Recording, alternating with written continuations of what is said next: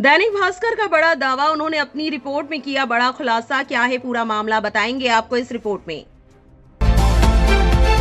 You are watching Delhi News।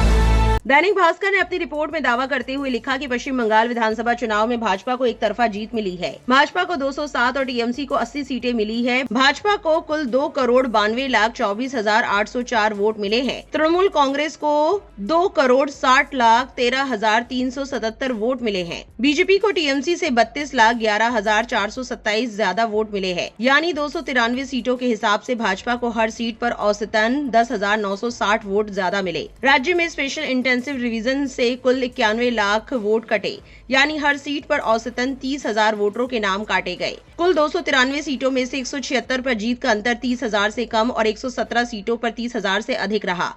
ऐसे में TMC अब चुनाव नतीजों को कोर्ट में चुनौती दे सकती है। बंगाल में 30,000 से कम मार्जिन पर जीत वाली 176 सीटों में भाजपा की 128 सीटें हैं। वहीं 30,000 से ज्यादा मार्जिन पर जीत वाली 117 सीटों में भाजपा की 79 सीटें हैं। तृणमूल की 44 सीटों पर जीत का मार्जिन 30,000 से कम और 36 सीटों पर 30,000 से अधिक रहा है। रिपोर्ट के मुताबिक 2021 में भाजपा की 77 में से 72 सीटों पर जीत का मार्जिन 30,000 से कम था। प्रतिशत में देखें तो भाजपा ने इस बार 62% सीटें 30,000 से कम मार्जिन पर जीती, जबकि 2021 में ऐसी 93.5% थी। साल 2021 में 121 सीटों पर तृणमूल की जीत का अंतर 30,000 से कम था और 94 में से 30,000 से ज्यादा, यानी बहुमत वाले दल के लिए ये आंकड़े ट्रेंड दर्शाते हैं।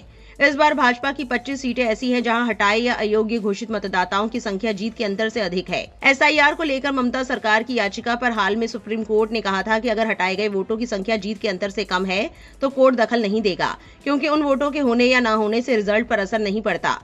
कोर्ट ने कहा कि दखल तब देंगे जब ये दिखाया जा सके कि हटाए गए वोट इतने अधिक थे कि वे जीत हार के अंतर को बदल सकते थे। इस उदाहरण से आसानी से समझिए। मान लीजिए विजेता को 1 लाख वोट मिले और निकटतम प्रतिद्वंदी को 95,000 वोट, तो मार्जिन हुआ 5,000 वोट। अगर हटाए गए वोट 5,000 से कम है तो असर नहीं, लेकिन ज्यादा है तो नतीजों पर असर संभव। भाजपा का वोट शेयर 7.50% बढ़ा, टीएमसी का इतना ही घटा। भास्कर के मुताबिक गंगासागर से कन्याकुमारी तक 5 राज्यों के चुनावी नतीजों ने भाजपा विरोधी राजनीति के बड़े पावर सेंटर्स को बड़ा झटका दिया है। ममता बनर्जी और एमके स्टालिन भाजपा को चुनौती देने वाले प्रमुख चेहरे थे। बंगाल और तमिलनाडु लोकसभा की 81 सीटें तय करते हैं। इनके ढहने से इंडिया गठबंधन पिछड़ गया। केरल में कांग्रेस की जीत उसे राहत देती है, लेकिन ये बढ़त विपक्ष में नई खींचतान शुरू करेगी। अब विपक्ष की लड़ाई सत्ता की नहीं, प्रासंगिकता बचाने की हो गई है। वहीं इसको लेकर पुष्पराज यादव ने एक्स पर लिखा, ज्ञानेश जी फरमा रहे हैं कि जिनके नाम कटे हैं उन्हें अगली बार वोट देने का अधिकार है।